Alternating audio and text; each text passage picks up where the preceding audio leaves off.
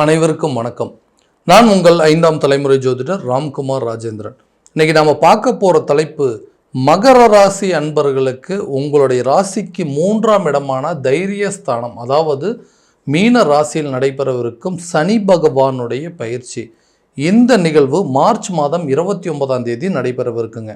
சனி 1 மற்றும் உங்களுடைய ராசிக்கு மற்றும் 2ஆம் இடத்திற்கான அதிபதி இந்த சனி பகவான். இந்த சனி பகவானுடைய பார்வை அப்படின்னு சொன்னீங்கன்னா 5, 9 மற்றும் 12 ஆகிய 3 இடங்களை பார்க்குறாருங்க. சனி பகவான் கர்மக்காரகன் என்று அழைக்கக்கூடியவர், நீதிமான் என்று அழைக்கக்கூடிய ஒரு கிரகம். தான் செய்யும் வினைகளுக்கு ஏற்ப கர்ம பலனை அளிக்கக்கூடிய ஒரு கிரகம் அப்படின்னே சொல்லலாம். உங்களுடைய ராசிநாதனும் இந்த சனி பகவான் தான். இது வரைக்குமே உங்களுடைய ராசியில், அதாவது உங்களுக்கு நடந்துட்டு இருந்த பாதச்சனியானது உங்களை விட்டு விலக போதுங்க. சுமார் 7.5 சனி முடியக்கூடிய காலகட்டங்களில் இருக்கீங்க.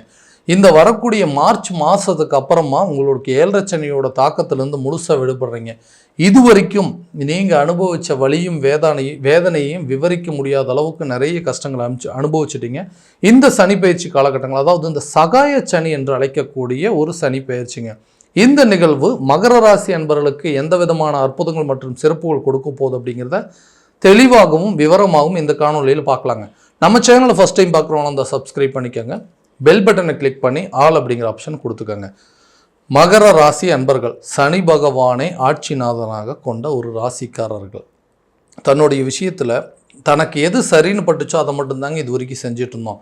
இதனால் யாருக்கு எந்த ஒரு கெடுதலும் வந்துடக்கூடாது. தன்னுடைய கஷ்டங்களாக இருந்தாலும் சரி, தன்னுடைய வலிகளும் வேதனையாக இருந்தாலும் சரி, தன்னோட போகட்டுமே நினைக்கக்கூடிய ஒரு ராசிகள். யாருக்கு என்னால் ஒரு கெடுபலன்கள் நடந்துடக்கூடாது, என்னுடைய வாழ்க்கையில் நான் பட்ட கஷ்டங்கள் மாதிரி வேறு யாருக்கும் நடக்கக்கூடாது, என்னுடைய எதிரிக்குமே இந்த நிலை வரக்கூடாது அப்படிங்கிற யோசிக்கிற அளவுக்கு நிறைய சிரமங்களை அனுபவிச்சுட்டேன். இழந்த இழப்புகளும் வலிகளும் வேதனைகள் ரொம்ப ஜாஸ்திங்க. எல்லாத்தையும் பார்த்துட்டேங்க. இதுக்கு மேலே எனக்கு தாங்கக்கூடிய சக்தி அப்படிங்கிறதே ஒன்றும் இல்லை. என்னோடய வாழ்க்கையவே ஏதோ ஒரு காலகட்டங்களில் முடிச்சிக்கலாம் அப்படிங்கிற நிலவுக்கு நான் கொண்டு வந்துட்டேன். ஆனால் இப்போ இந்த காலகட்டங்களில் இதுக்கு மேலே கடவுள் கொடுத்த ஒரு தைரியமும் தன்னம்பிக்கையோடு தான் என்னுடைய வாழ்க்கையவே நான் வாழ்ந்துட்டுருக்கிறேன். இந்த மாதிரி ஒரு சூழ்நிலை யாருக்குமே வரக்கூடாதுங்க. எல்லாத்தையுமே நிறைய பேர்த்த இழந்துட்டேங்க. நிறைய சொத்துக்களை இழந்துட்டேன். மதிப்பு, மரியாதை, அந்தஸ்து, கௌரவம் எல்லாத்தையும் இழந்துட்டேன். யாருக்காக கஷ்டப்பட்டோமோ அவங்களே நம்மளை புரிஞ்சிக்கல. நிறைய விஷயங்கள் அவங்களுக்காக பார்த்து பண்ணேன். ஆனால் அவங்களே என்னை புரிஞ்சிக்கலையே. என்னோடய குடும்பத்தில் இருக்கக்கூடிய கணவராக இருக்கட்டும், பெற்றவங்களாக இருக்கட்டும், பிள்ளைகளாக இருக்கட்டும், எல்லாருமே என்னை ஒதுக்க ஆரம்பிச்சிட்டாங்க. இன்றைக்கி நான் தனிமரமாக நிற்கக்கூடிய ஒரு நிலைக்கு தள்ளப்பட்டேங்க. எல்லாத்துக்கும் காரணம் தான் என்ன, ஏன் எனக்கு மட்டும் இந்த மாதிரி ஒரு நிலை? மகர ராசியில் பிறந்ததுனால என்னமோ தெரியல, இவ்வளோ கஷ்டத்தை நான் அனுபவிச்சிட்டேன். இந்த நிலையை மாற்றிக்கவே முடியாதுங்களா? எனக்கு இருக்கக்கூடிய நேரங்காலங்களே மாறாதான்னு கேட்டிங்கன்னா கட்டாயமாக மாற்றக்கூடிய ஒரு காலகட்டங்கள் தான் இந்த 7.5 சனியோட முடிவு காலகட்டங்கள். சகாய சனி என்று அழைக்கக்கூடியது இது ஆல்மோஸ்ட் உங்களுக்கு 92%, அதாவது 92% உங்களுக்கு ஒரு நல்ல பலனை மட்டுமே கொடுக்கக்கூடிய ஒரு யோகங்க. இது வரைக்கும் தொழில் ரீதியாக நிறைய முயற்சிகள் பண்ணியிருப்பீங்க. ஒரு வெளியூர் போகணுன்னு நினச்சிருப்பீங்க, வெளிநாடு போகணுன்னு நினச்சிருப்பீங்க, அல்லது இது மூலமாக நமக்கு ஏதாவது யோகங்கள் கிடைக்குமா அப்படின்னு யோசித்த நபர்களுக்கு தொழில் ரீதியாக வெளியூர் மற்றும் வெளிநாடு பயணங்களுக்கு உண்டான வாய்ப்புகள், மேற்கொள்ளக்கூடிய வாய்ப்புகள் எல்லாமே உங்களுக்கு கட்டாயமாக உருவாகுங்க. இதனால் அது மூலமாக நல்ல லாபகரமான சூழ்நிலை, வெளிநாடு சென்று வேலை தொழில் ரீதியாக, அதாவது ஒரு இம்போர்ட் எக்ஸ்போர்ட் சம்மந்தப்பட்ட பிஸ்னஸில் இருக்கிறவங்களும் சரி, வெளிநாடு சம்மந்தப்பட்ட துறையில், அதாவது வெளிநாடு சம்மந்தப்பட்ட வேலைகளில் இருக்கிறவங்களுக்கும் சரி, இந்த காலகட்டங்கள் கண்டிப்பாக ஒரு அற்புதமான நிகழ்வை கொடுக்க போகுதுங்க. இது வரைக்கும் உங்களுக்கு இருந்த எல்லா பிரச்சனையும் தீருங்க. கட்டாயமாக உங்களுடைய வாழ்க்கையில் இதுக்கு மேலே நான் நல்லபடியாக வாழ முடியுமா அப்படின்னு சொல்லி நிறைய எதிர்பார்ப்புகளோடு இருந்திருப்பீங்க. கண்டிப்பாக அது மாறக்கூடிய ஒரு காலகட்டமாக இருக்க போதுங்க. நிறைய விஷயங்கள், அதாவது கூட பிறந்தவங்களோ நிறைய உறவு முறைகளில் சில பிரச்சனைகள் அப்படிங்கிறது வந்திருக்கும். அந்த பிரச்சனைகள்லாம் தீரக்கூடியது. ஏன்னா கூட பிறந்தவங்களே சரியாக புரிஞ்சிக்கல, அவங்களும் நமக்கு துரோகம் பண்ணுற மாதிரி இருக்காங்க. வாக்குவாதங்கள் அதிகமாக வந்துருச்சு, பிரச்சனைகள் அதிகமாக வந்துருச்சு, பேச்சுவார்த்தை இல்லாமல் இருந்ததுன்னு யோசிச்சுட்டு இருந்தீங்கன்னா கண்டிப்பாக அதெல்லாமே தீருங்க. உங்களுடைய உறவு முறைகள், அதாவது கூட பிறந்தவங்களாக இருக்கட்டும், பெற்றவங்களாக இருக்கட்டும், கட்டுன மனைவியாக இருக்கட்டும், பெற்ற பிள்ளைகளாக இருக்கட்டும், அவங்களுக்குள்ளே இருக்கக்கூடிய மிஸ் அண்டர்ஸ்டாண்டிங் அப்படிங்கிறதெல்லாம் தீருங்க. இது வரைக்கும் அவங்க கூட இருந்த உறவு முறைகள் இருந்த பிரச்சனைகள்லாம் உங்களை விட்டு விலக போகுது. உங்களுடைய புத்திசாலித்தனத்தினால நிறைய காரியங்களை, அதாவது வெற்றி காணக்கூடிய ஒரு காலகட்டமாக இருக்க போகுது. இது வரைக்கும் யோசிக்கிறதுலேயே பிரச்சனையாக இருந்திருக்குங்க. எதை யோசித்தாலும் தப்பாக போகுது, எதை பண்ணாலும் அது ஃபெயிலியர் ஆகுதுங்க. இந்த நிலை என்ன, நம்ம யோசிக்கிறதே தப்பா, நம்ம இதை பண்ணியிருக்கவே கூடாதான்னு நினச்சிட்டு இருந்திருப்பீங்க. அந்த விஷயங்கள்லாம் மாறி இனிமேல் நீங்கள் எடுத்து வைக்கக்கூடிய ஒவ்வொரு அடி உங்களுடைய புத்திசாலித்தனத்தினால ரொம்ப அதிக திறனோடு செயல்பட்டு எல்லாத்துலேயுமே வெற்றி காணக்கூடிய ஒரு காலகட்டமாக இருக்க போது. உங்கள் கஷ்டங்களுக்கெல்லாம் ஒரு நல்ல பலன் அப்படிங்கிறது கிடைக்க போதுங்க. தொழில் மற்றும் வியாபாரத்தில் ஒரு நல்ல லாபமும், வேலையில் உங்களுக்கு இது வரைக்கும் இருந்து வந்த தடைகள் அப்படிங்கிறதெல்லாம் உங்களை விட்டு விலக போதுங்க. எந்தெந்த விஷயங்கள் பெண்டிங் வச்சுருந்தீங்க, எந்தெந்த விஷயங்கள் நிலுவையில் இருந்ததோ, எந்தெந்த வேலையை உங்களால் செய்ய முடியாமல் இருந்ததோ, இந்த தடைகள் அனைத்தும் விலகக்கூடிய ஒரு காலகட்டமாக இருக்க போதுங்க. அடுத்ததாக இந்த பூர்வீக சொத்துக்கள் அப்படிங்கிறது உங்கள் கைக்கு சேரக்கூடிய ஒரு தருணமாக இருக்க போகுது. சொத்து பத்துக்கள் பிரச்சனைனால தான் இன்றைக்கி அண்ணன் தம்பிங்களாம் சரியாக பேசிக்கலைங்க. பங்காளிகள் மூலமாக நிறைய பிரச்சனைகள் வந்திருக்குது. கூட இருந்தவங்களே நம்மளை எதிரியாக பார்க்கக்கூடிய ஒரு நிலை வந்துருச்சுங்க. நமக்கு கிடைக்க வேண்டியது நியாயமாக கிடைக்கணுங்க. அந்த நியாயத்துக்காக நான் போராடிட்டு இருக்கேன், அதுவே சிலருக்கு தப்பாக தெரியுது அப்படின்னு சொன்னால், இந்த காலகட்டங்களில் பூர்வீக சொத்துக்களில் இருக்கக்கூடிய வம்பு வழக்கு பிரச்சனைகள் தீருங்க. சட்ட ரீதியாக எடுக்கக்கூடிய முயற்சிகள் உங்களுக்கு ஒரு நல்ல பலன் அப்படிங்கிறது கிடைக்கும். புத்திரர் சம்மந்தப்பட்ட அனுகூலங்கள் அப்படிங்கிறது கண்டிப்பாக இருக்க போதுங்க. குழந்தை பாக்கியமே இல்லாதவங்களுக்கு கூட குழந்தை பாக்கியம் ஏற்படுவதற்கான வாய்ப்புகள் அப்படிங்கிறது கண்டிப்பாக இருக்குது. ஏன்னா அந்த குழந்தை இல்லாதது தான் இன்றைக்கி ஒரு மிகப்பெரிய குறையாக இருந்திருக்கும். அந்த குறையே கண்டிப்பாக தீருங்க. கூடிய விரைவில் ஒரு நல்ல சுப நிகழ்வுகள், சுப செய்திகள் அப்படிங்கிறது உங்களுக்கு கட்டாயமாக கிடைக்கும். தைரியத்தோடு செயல்படுவீங்க. ஏன்னா ஒரு பதட்டமும் பயமும் இருந்துகிட்டே இந்த வாழ்க்கையில் எதை பண்ணாலுமே நம்மளால் அடுத்த நிலைக்கு போக முடியல, அந்த அடுத்த அடி எடுத்து வைக்கிறதுக்கு ஒவ்வொரு நேரத்திலும் நான் பதட்டப்பட்டு இருக்கிறேன்னு சொன்னால், இந்த 3ஆம் இடம் தைரிய ஸ்தானத்தில் தான் நடக்குதுங்க இந்த பயிற்சி. அப்போது உங்களுக்கு சில முடிவுகள் உங்களுக்கு சாதகமாக எடுத்துக்கொள்ளக்கூடிய காலகட்டமாக இருக்க போது. நீண்ட நாட்களாக திருமணம் சம்மந்தப்பட்ட தடைகள் கூட விலகக்கூடிய காலமாக இருக்க போது. திருமணம் சம்மந்தப்பட்ட யோகங்கள் அப்படிங்கிறது கை கூடுங்க.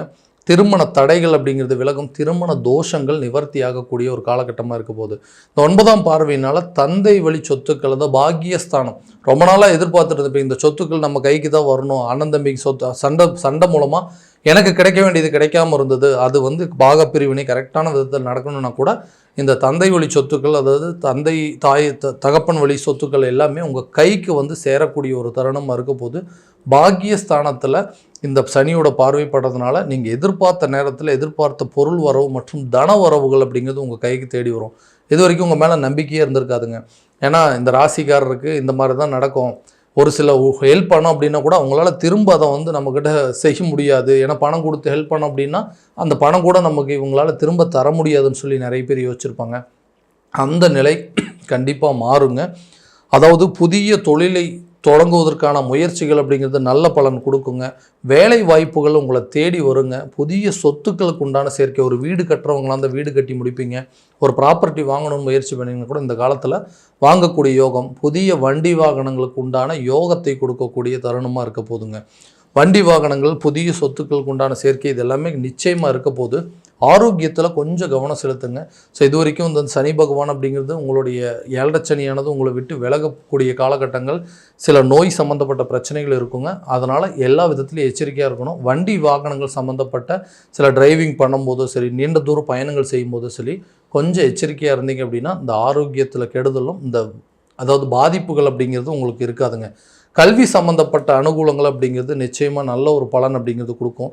இது வரைக்கும் அரசு துறைக்காக எக்ஸாமுக்காக நான் ரொம்ப நாளாக ட்ரை பண்ணிகிட்ருக்கேங்க, எந்த பலனும் இருக்கு. சுமார் 7.5 வருஷமாகவே இந்த போராட்டங்கள் எனக்கு ஓடிட்டே இருக்குது.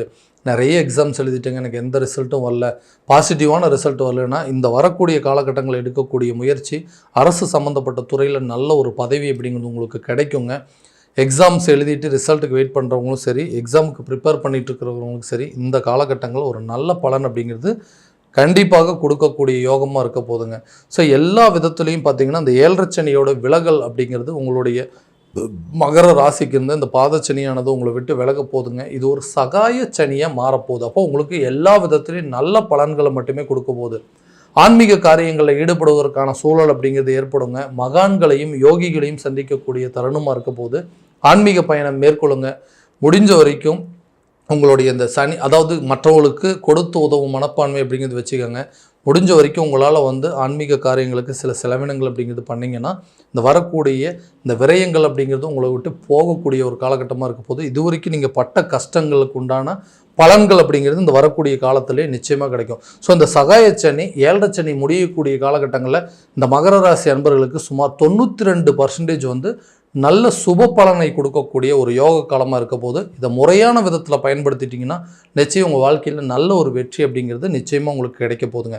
ஸோ இது வரைக்கும் பார்த்ததெல்லாம் கோச்சார ரீதியான பலன்கள் மட்டும்தான்.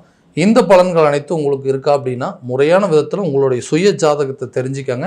அதற்குண்டானபடி இன்னும் கொஞ்சம் ஸ்டெப் எடுத்தீங்க அப்படின்னா கண்டிப்பாக ஒரு நல்ல பெனிஃபிட், நல்ல ஒரு பலன் அப்படிங்கிறது உங்களுக்கு கிடைக்குங்க.